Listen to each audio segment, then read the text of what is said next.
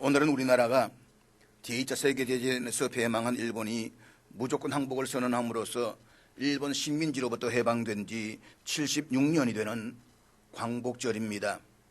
역사가들은 한 나라가 일어나 융성하게 되거나 망하는 것에는 다 이유가 있다라고 말합니다. 그런데 그 이유는 외부 세력의 어떤 요인에 의해서가 아니라 전적으로 내부에 의해서 결정된다는 것입니다. 그러니까 나라를 세워서 융성하게도 하고 무너뜨리게도 하는 것은 어느 누구도 어느 나라도 아닌 바로 그 나라의 그 국민들이라는 것입니다. 그런데 융성하게 발전하는 나라는 세계 여러 나라로부터 존경과 찬사를 받지만 무너진 나라는 세계 어느 나라로부터도 도움을 받지 못합니다. 단지 멸시와 천대와 버림만 있을 뿐입니다. 인류 역사를 보면 수많은 나라들이 일어나고 사라졌지만 500년의 역사를 가지고 있는 나라는 그렇게 몇 되지를 않습니다. 중국에서 가장 오래된 왕조가 청나라입니다. 그런데 그 청나라도 296년간 존재하다가 사라졌습니다. 그에 비하면 조선은 518년의 역사를 가지고 있습니다. 와우, 518년. 그런데 그토록 유구한 역사를 가지고 있었던 조선은 당시 부패하고 무능한 정치인들의 폭정과 끊임없는 당파 싸움으로 멸망할 수밖에 없는 구조를 가지고 있었습니다. 일본이 우리나라를 강제로 병합하기 전에 이미 우리는 스스로 안으로부터 망해져 있었다는 것입니다. 당시에 일본이 우리나라를 빼앗지 않았으면 중국이나 러시아가 빼앗았을 것입니다. 열강국들에 의한 국제 정세가 그렇게 흘러가고 있었습니다. 우리 땅에서 벌어졌던 청일전쟁과 러일전쟁은 일본과 중국, 러시아가 우리나라를 차지하기 위해서 벌어졌던 전쟁입니다. 청일전쟁을 하면서 많은 사람들은 누가 이기냐에 따라서 조선에 대한 지배권의 결정이 난다라고 생각을 했습니다. 그리고 마지막으로 러일전쟁이 났을 때는 이제 러시아와 일본 중에 누구가 이기냐에 따라서 조선의 지배권은 판정난다라고 했습니다.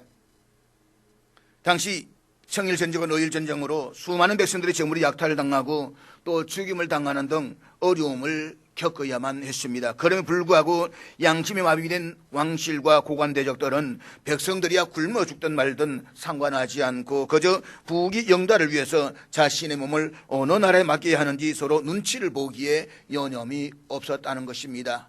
우리 을사의 역작이라 말하는 이완용 같은 경우에도 원래는 러시아파였습니다. 그런데 러일 전쟁에서 러시아가 지는 것을 보고 난 뒤에 마음을 돌려서 내가 살 수 있는 길은 일본이다라고 해서 친일파로 바뀌어진 것이 이완용입니다. 다 그랬다는 것입니다. 결국 우리나라는 1910년 8월 29일에 고종 황제가 조선 황제 폐하는 조선 전체에 관한 일체 통치권을 완전히 또 영구히 일본 황제 폐하에게 양려한다라는 내용을 비롯해서 7개의 조항의 도장을 찍음으로써 일본의 나라를 통째로 넘겼습니다. 정확하게 말하면 8월 22일입니다. 8월 22일에 협정을 체결했음에도 불구하고 정부가 한 주 늦게 발표한 것은 혹여 나라가 망했다는 이야기를 듣고 분노한 백성들이 폭동을 일으킬 것이 염려가 되어서였다는 것입니다. 그렇지만 그와 같은 염려는 기우였습니다. 금산군수, 홍범식과 황현 등이 목숨을 끊었지만 여느 때와 다를 바가 없는 일상이었습니다. 결국 우리나라는 외놈이라고 깔보고 무시해왔던 일본에게 나라를 빼앗기고 36년 동안 저들의 식민지가 되어서 가전수탈과 고통과 서러움을 견디며 살아야만 했습니다. 일본은 우리 민족의 혼을 영구히 말살시키고자 우리말을 우리말이라고 하지 못하게 하고 일본어를 우리말이라고 했습니다. 창씨 계명을 강요당하면서 아름다운 우리의 이름을 버려야만 했습니다. 건강한 남자들은 강제징용으로 여성들은 성놀이개로 전쟁터에 끌려가야만 했습니다. 그런가 하면 일본은 자기네 땅에서 사회적으로 문제가 된 야쿠자와 같은 조폭들을 우리나라에 보내서 너희들 마음대로 살라라고 했습니다. 일본 안에서 도무지 관리가 안 되니까 통제가 안 되니까 너희들 칼 들고 조선에 가서 마음껏 하고 싶은 거 다 하고 살아라고 했습니다. 우리나라 들어왔던 저들은 강제로 토지를 빼앗고 온갖 많은 걸 다 저질렀습니다. 결국 일본인들에게 토지를 빼앗긴 백성들은 먹고 살기 위해서 중국 만주로, 러시아 연해주로, 또 멀리는 하와이로 이민을 가야만 했습니다. 1936년에 만주로 이민을 갔던 동포들이 무려 87만 명이었다라고 했습니다. 별로 놀라지 않은 것 같습니다.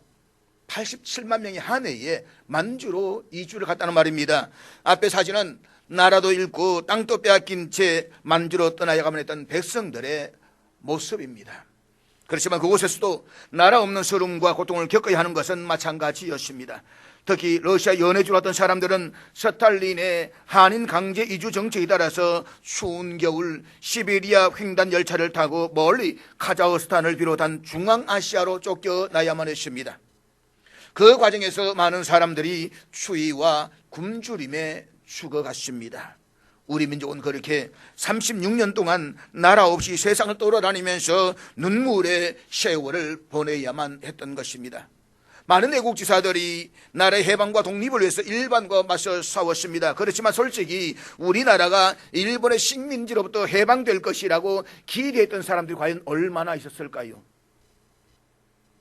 해방이 이렇게 갑자기 올 것이라면 일본에 협력하지 않을 것이라고 말했다는 어느 친일파의 이야기처럼 우리나라는 전혀 기대하지 않았던 시기에 오늘 갑자기 해방을 맞았습니다. 그것도 우리 힘으로 해방된 것이 아니라 일본이 제2차 세계대전에서 패망함으로써 미국을 중심으로 한 서방 국가들에 의해서 해방된 것입니다. 그런데 갑자기 해방을 맞이한 우리나라는 국가 재건이라는 중대한 과업은 뒤로한 채 기득권을 잡으려고 우익과 좌익으로 나누어서 치열하게 싸웠습니다. 너무 치열하게 싸우니까 미군정이 남한만이라도 정부를 세워야 되겠는데 어떤 정부를 원하느냐라는 문제를 놓고 남한의 국민들을 대상으로 여론조사를 했다라고 합니다. 그랬더니 국민들의 70%, 80%가 사회주의 공산국가를 원한다라고 했습니다. 이유가 있습니다. 조선이 말기로 오면서 소수의 왕족들과 양반들의 무자비한 폭정으로 인권이 실종되고 대부분의 국민들은 지주로부터 토지를 빌려가지고 농사를 짓는 소작농이었습니다. 뼈 빠지게 일을 해보았자 소작농들이 갖다 줄 재물을 갖추고 나면 먹을 것이 별로 없었습니다. 그래서 보릿고기 때문에 심각한 삶을 살아야만 했던 시기였습니다. 더구나 일본이 우리나라를 식민지화하면서 농지를 개량한다는 명목으로 땅을 강제로 빼앗았습니다. 당시 일본인 한 집이 들어오면 한국인의 5집이 떠나야만 했습니다. 일본인 5집이 들어오면 한국인의 20집이 생계를 잃어버렸다는 것입니다. 그렇게 땅을 빼앗긴 한국인들은 오랫동안 살아온 정든 고향을 떠나서 국내의 다른 지방으로 가서 땅을 일구면서 화전민으로 살거나 아니면 해외로 이주를 해야만 했습니다. 해방 당시 우리나라의 소작농은 최저 생계를 유지할 수 없을 만큼 삶이 어려웠습니다. 그와 같은 상황에서 사회주의자들이 논밭을 공짜로 다 나누어주고 모두가 평등하게 사는 그런 사회를 만들어주겠다라고 국민들을 현혹했습니다. 평생 소작농으로 남의 땅에서 농사를 지었던 대부분의 국민들에게는 귀가 솔깃할 수밖에 없는 이상적인 사회였습니다. 공짜라면 양잿물도 마신다는 속담이 있는데 말입니다. 그래서 절대 다수의 국민들이 사회주의 공산국가의 매력을 가지고 사회주의 국가를 세웠으면 좋겠다라고 했다는 것입니다. 그런데 국민의 절대 다수가 공산주의를 지지할 때에 자유민주주의를 해야 된다라고 강력하게 밀어붙였던 사람이 있습니다. 이승만 대통령이었습니다. 그런 자유민주주의 시장 경제체제만이 가난에 허덕이는 우리나라를 세울 수 있다라고 믿었습니다. 그는 이 땅에 자유민주주의 시장 경제의 바탕을 둔 기독교 국가를 꿈꿨던 사람이었습니다. 그는 갑오개혁 때에 감옥에 들어가 있다가 복음을 받아들이고 예수를 믿었습니다. 그런 세계 정세를 읽기 시작했습니다. 그 당시에 김구 선생을 비롯해서 많은 사람들이 투쟁을 통해서 독립을 이루어야 된다라고 했을 때에 정치를 통해서 독립을 이룰 수 있다라고 꿈꿨던 사람이 이승만이었습니다. 그래서 그는 미국에 가서 공부를 하게 되면서 세계 정치를 읽기 시작했습니다. 그리고 민주주의만이, 자유민주주의만이 우리나라를 회복시킬 수 있다라고 기대를 가졌습니다. 그래서 우리나라에 들어오면서 그는 기대했던 것이 무엇이냐? 바로 기독교 국가, 자유민주주의 체제에서의 기독교 국가를 꿈꿨던 사람입니다. 물론 이승만 대통령에게 사사오입의 부정선거리란 어두운 면이 없지 않아 있지만 그래도 그가 있었기 때문에 오늘의 자유민주주의 체제를 확립할 수 있다고 하는 것은 우리는 그분에게 감사해야만 합니다. 무엇보다 해방된 우리나라가 자유민주주의 체제에서 현대화를 이루고 이만큼 성장하는데 선구적 역할을 감당했던 것이 이 땅의 교회였습니다. 한국교회는 1920년대부터 사회주의자들과 싸워왔습니다. 왜냐하면 기독교는 본질적으로 사회주의와 함께할 수가 없습니다. 사회주의의 핵심은 모든 것이 물질로 구성되어 있다는 유물론을 가르칩니다. 저들에게는 하나님이 없습니다. 그러므로 기독교에 있어서 가장 큰 적은 사회주의입니다. 사회주의자로서 가장 큰 적은 기독교입니다. 기독교와 사회주의, 사회주의와 기독교는 결코 함께 할 수가 없습니다. 이것을 북한에 있던 기독교인들이 뼈저리게 체험했습니다. 북한에서 공산사회주의 실상을 몸소 체험하고 신앙의 자유를 찾아서 남아있던 많은 기독교인들이 철저한 반공주의로 무장하고 자유민주주의를 지켰습니다. 그리고 6.25 전쟁을 겪으면서 대부분의 국민들은 공산주의는 더 이상 안 된다라는 것을 뼈저리게 느끼게 됩니다. 그 결과 우리나라는 자유민주주의 시장 경제체제에서 지금 이만큼 경제적 성장을 이룰 수가 있었다는 것입니다. 그런데 지금까지 엄청난 희생을 치르면서 지켜왔던 자유민주주의 경제체제가 심각하게 흔들리고 있습니다. 스탈린의 소련 공산국가를 비롯해서 대부분의 공산사회주의 국가는 망했습니다. 그런데 아이러니하게도 현대 세계사에서 실패로 끝났던 사회 공산주의가 우리나라에서는 주체 사상으로 빛을 발하고 있다는 것입니다. 모름지기 국가는 하나의 이상과 이념으로 세워진 공동체입니다. 이념이 분열되면 그 국가는 망하는 것입니다. 그리고 힘이 없는 나라는 한마디로 독립국입니다. 더구나 강대국으로 둘러싸인 우리나라는 힘이 없으면 독립국처럼 이 나라 저 나라에 치여서 나중에는 뿌리째 없어지는 위험에 처할 수 있다는 사실을 알아야만 합니다. 그러므로 우리나라 대한민국을 위해서 새벽을 깨우며 기도해야만 합니다. 나라가 평안해야 국민된 우리가 안정된 생활을 할 수가 있는 것입니다. 나라가 있어야 신앙생활도 제대로 할 수가 있습니다. 나라가 무너지면 다 무너지는 것입니다.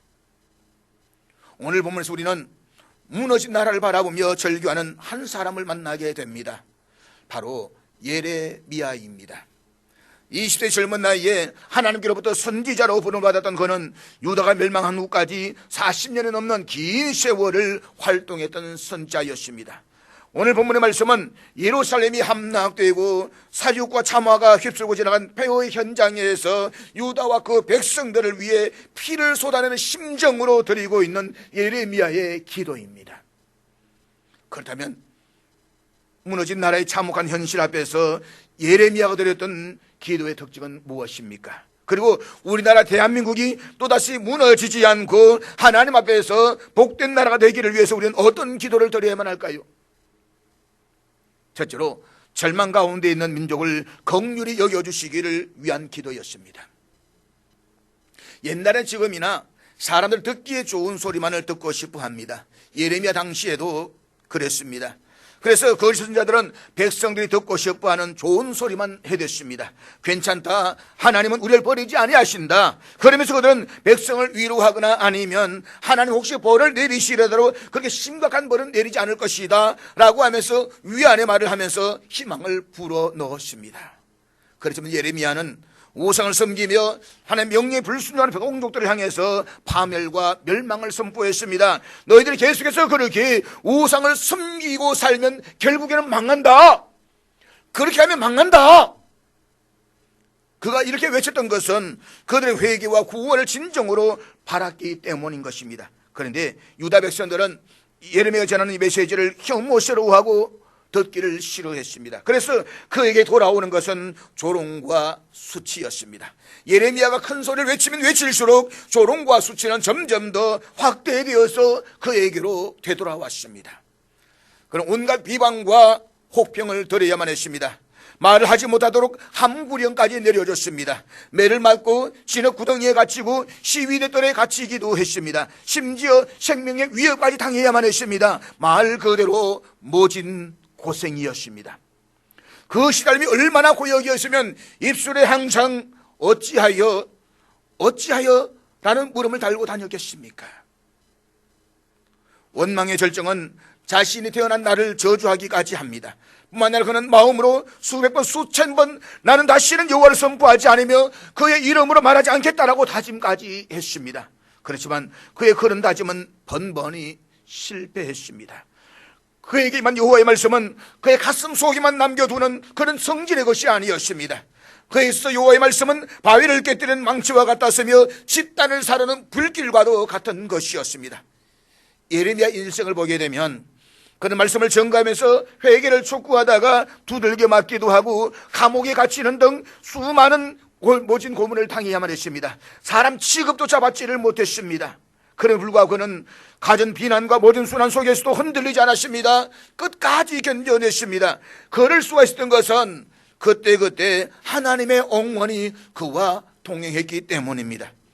그가 여호와의 심판의 메시지를 중단 없이 선포할 수가 있었던 것은 오직 하나님께서 자신의 이름으로 말하도록 보내셨다는 사실이었습니다. 그렇습니다. 하나님의 사람은 사람의 마음을 기쁘게 하려는 것이 아니라 하나님의 마음을 기쁘시게 해드려야만 합니다. 그런데 우리가 경험하는 것이지만 때로는 하나님과 사람 사이에서 결단을 해야 할 때가 있습니다. 사람들은 축복과 평안을 듣고 싶어 하지만 하나님은 저주와 심판을 전하라고 말씀을 하십니다.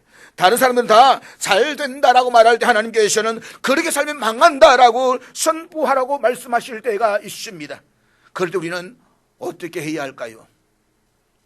당연히 하나님이 전하라고 하시는 그 말씀을 전해야만 합니다. 그런데 문제는 그렇게 했을 때에 사람 듣지 않으려고 한다는 것입니다.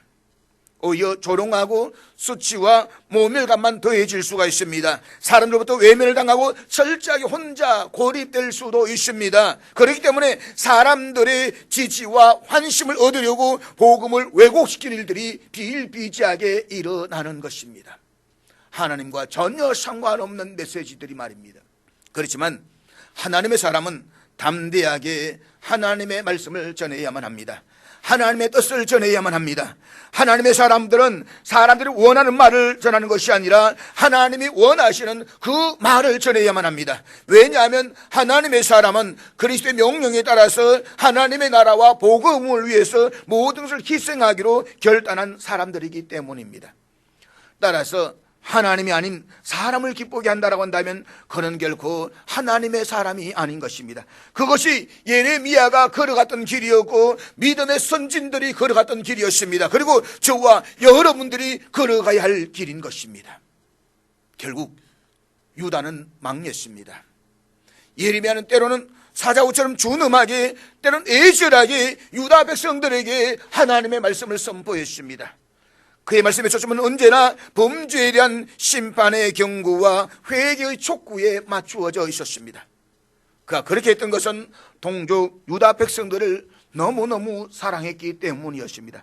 그런데 마음이 돌같이 굳어버린 유다 백성들은 예레미야의 이러한 메시지를 멸시하고 외면했습니다. 결국 하나님의 오래 참으심을 멸시했던 유다는 예레미야 선포했던 그 심판의 예언대로 처참하게 무너졌습니다. 지금 예레미야는 바벨론의 공격으로 함락된 예루살렘의 기막힌 현실 앞에 심장을 찢는 듯한 탄식으로 하나님께 기도하고 있습니다. 우리 앞에 있는 본문 1절 말씀 한번 같이 보도록 하겠습니다. 여호와여 우리가 당한 것을 기억하시고 우리가 받은 치욕을 살펴보옵소서. 본문에서 예레미야는 멸망당한 예루살렘의 폐허됨에서 비통한 심정으로 하나님께 기도합니다. 우리가 당한 것을 기억하시고 우리가 받은 치욕을 살펴보옵소서.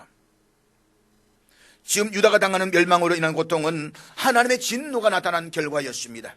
어쩌면 예레미야나 유다 백성들은 하나님의 심판의 말씀을 전하고 들을 때마다 설마 하나님께서 그토록 끔찍하게 심판하실까? 그래도 사랑의 하나님이신데 우리가 하나님의 백성인데 라고 생각했을런지도 모릅니다.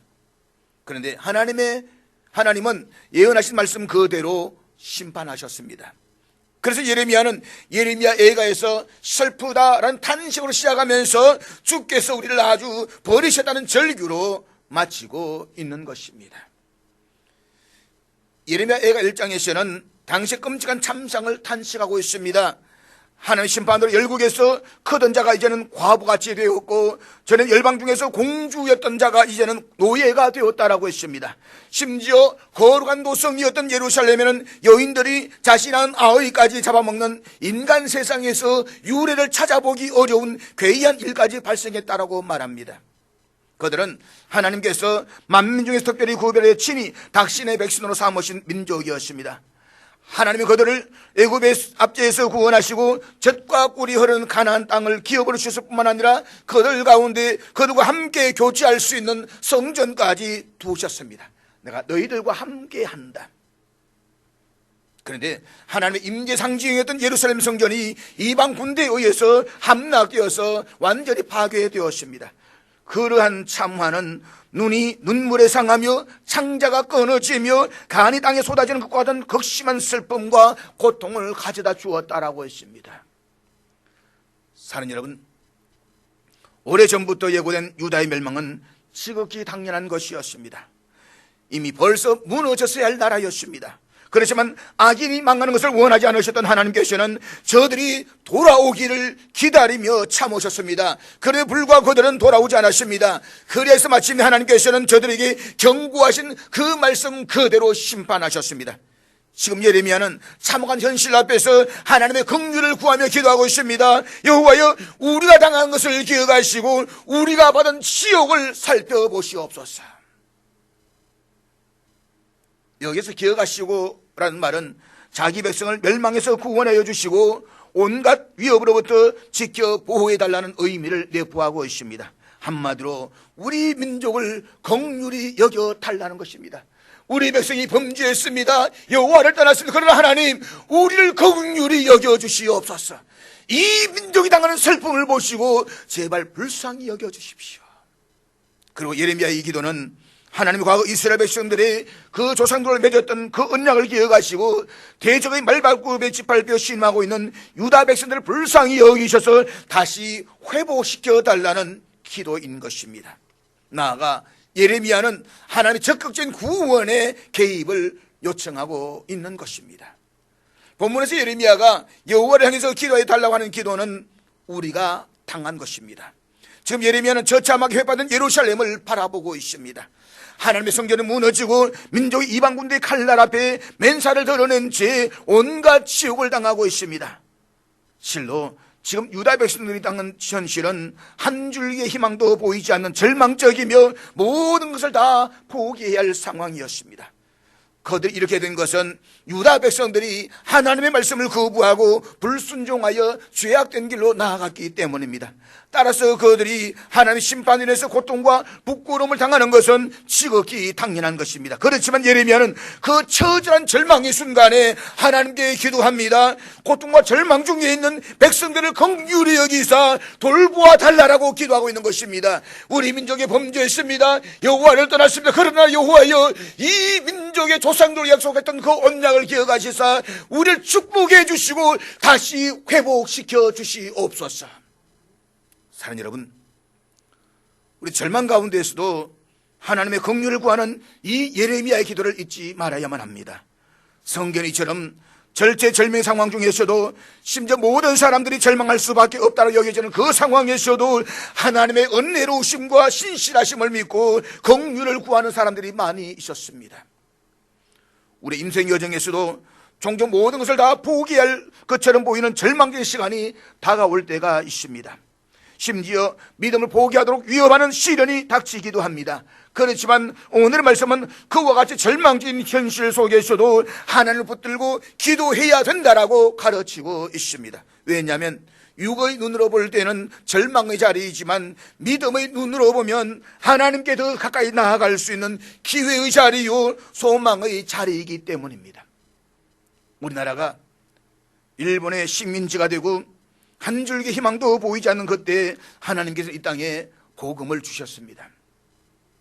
그리고 반만년의 세월 동안 가난으로 찔려들어왔던 우리 민족을 긍휼히 여기사 오늘의 경제 대국으로 일어나게 하셨습니다. 결국 하나님께서 이 땅에 복음을 주신 것은 우리에게는 축복이었던 것입니다. 그런데 지금 이 땅의 교회는 세속주의에 물들고 교인들은 화려한 세상을 쫓아서 신앙의 정체성을 잃어가고 있습니다. 저게 무슨 목사라고, 저게 무슨 장로라고, 저게 무슨 집사라고. 목사는 눈목자, 시각장애인이요, 장로는 장기간 노는 사람이요, 집사는 잡사요, 권사는 권투사범이요. 죄송합니다. 우리 교인이 아니고 저 옆에 어느 교회 말입니다. 저는 우리 교인들을 사랑합니다. 저는 우리 교인들 너무 좋아합니다. 더구나 지금 보십시오. 우리나라 대한민국이 이데올로기와 세대 간의 대립, 도덕적 타락으로 윤리가 무너져가고 있습니다. 지금이야말로 교회와 성도들이 깨어나야 될 것입니다. 사랑하는 여러분, 우파가 나를 살리는 것이 아닙니다. 좌파가 나를 살리는 것이 아닙니다. 오직 하나님의 말씀만이 이 나라를 살릴 수가 있는 것입니다. 복음만이 이 나라를 바로 세울 수가 있는 것입니다. 그러므로 새벽을 깨우는 심정으로 우리나라 대한민국을 위해서 기도해 주십시오.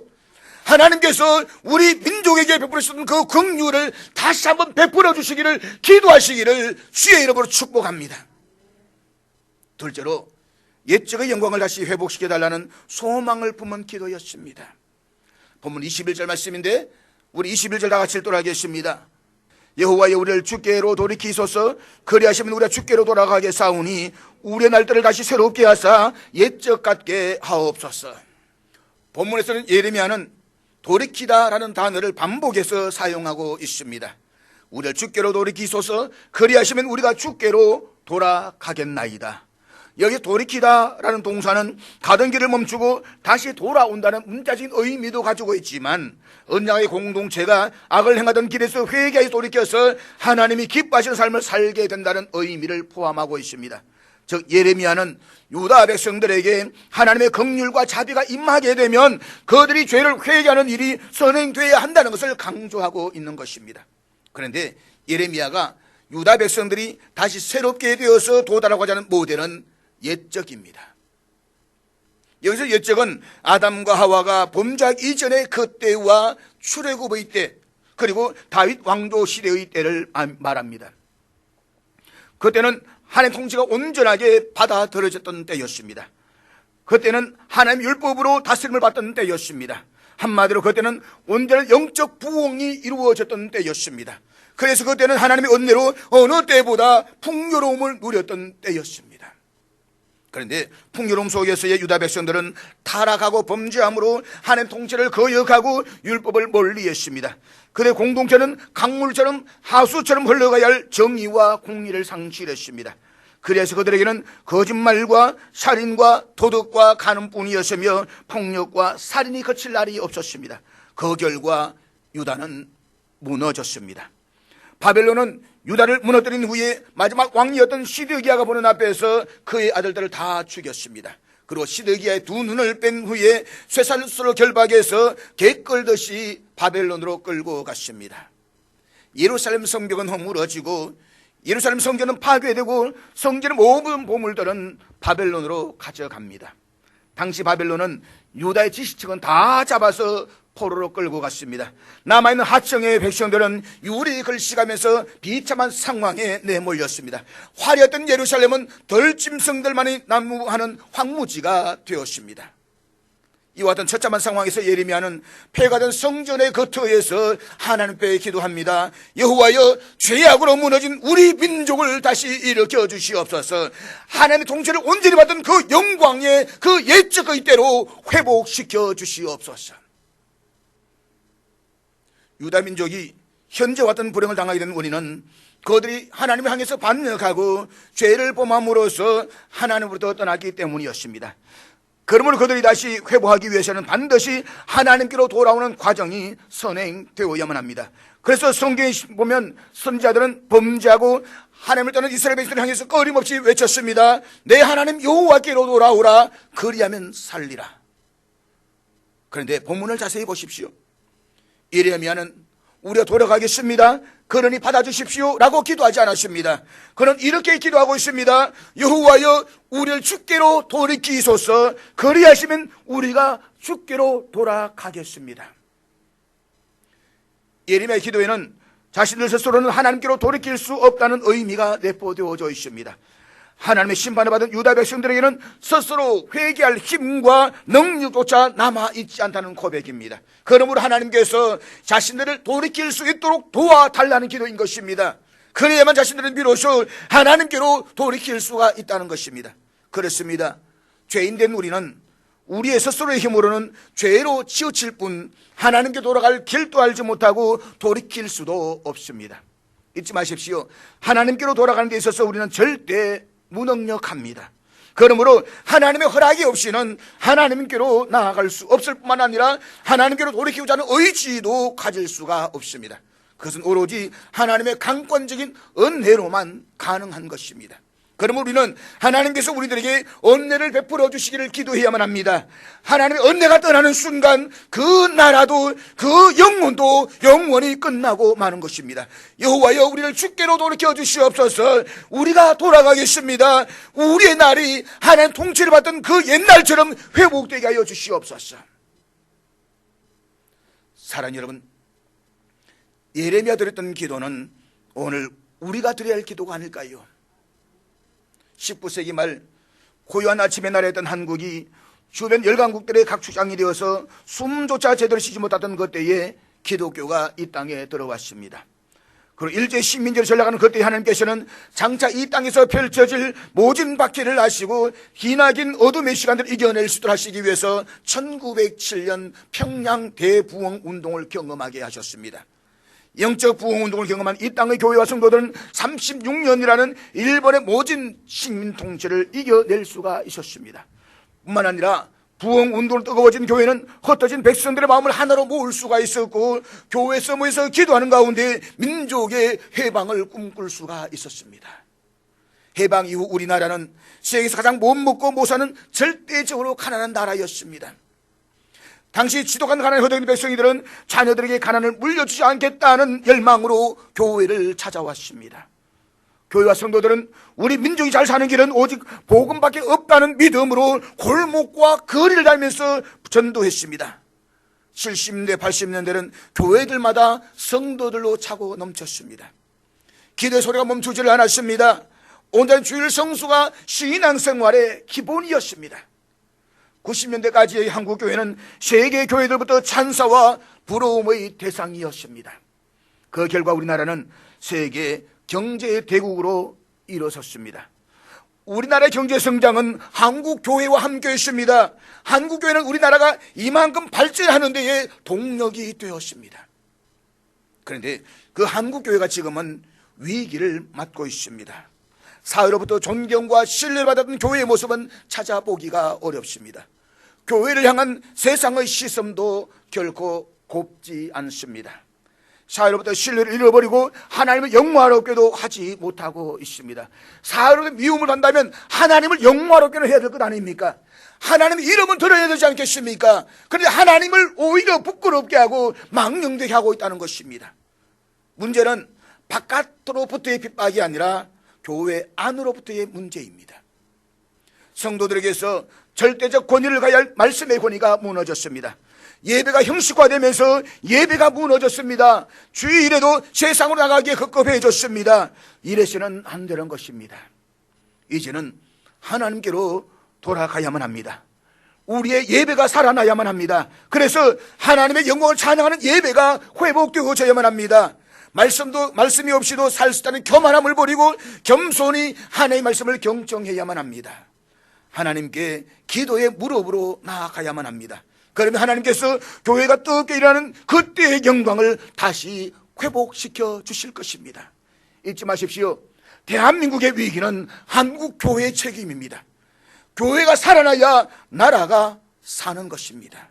그러므로 교회 안에 다시금 신앙 회복 운동이 일어나야만 합니다.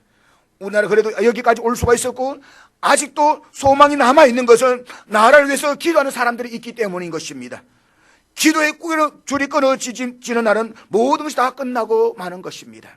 그러므로 지금은 우리나라 대한민국의 하나님의 긍휼하심과 은혜가 멈추지 않기를 기도해야만 합니다. 교회가 부흥하고 민족을 이끌었던 그때의 그 영광 회복되어지기를 기도해야 되는 것입니다. 지금 우리나라는 진보와 보수 나뉘어서 격하게 대립하고 있습니다. 지역과 계층과 세대 간의 갈등은 백성들의 마음에 골이 깊어지고 있습니다. 신문과 매스컴은 코로나 시대의 경제적 위기를 연일 이야기하고 있습니다. 거기에다가 젊은이들이 결혼을 하지 않습니다. 출산율은 세계에서 최저이고 노령화 속도는 세계 1위입니다. 양심이 마비된 정치인들은 기득권을 잡기 위해서 온갖 말들로 백성들을 현혹하고 있습니다. 지금 우리나라 마치 예루살렘 성은 무너지고 백성은 큰 환난과 능욕을 받고 있는 유다 백성들의 모습을 보는 것과 같은 느낌이 듭니다. 사는 여러분, 우리나라의 위기를 남의 이야기로 흘려버려서는 안 됩니다. 나라의 위기는 곧 우리의 위기요 교회의 위기입니다. 그럼 우리는 나라를 위해서 기도해야만 합니다. 우리나라를 긍휼히 여겨주시고 평양 대무웅운동군 같은 옛적의 영광을 다시 회복시켜달라고 기도하십시오. 우리의 교회가, 이 땅의 교회가 다시 일어나 우리나라 대한민국을 밝히는 빛이 되게 해달라고 기도하십시오. 하나님, 이 땅을 회복시켜 주시옵소서. 이 땅의 도덕이 회복되게 하여 주시옵소서. 이 민족이 바로 서게 해 주시옵소서. 우리 한 사람 한 사람이 나라 민족을 위해서 기도의 제물이 될 수 있기를 주의 이름으로 축복합니다.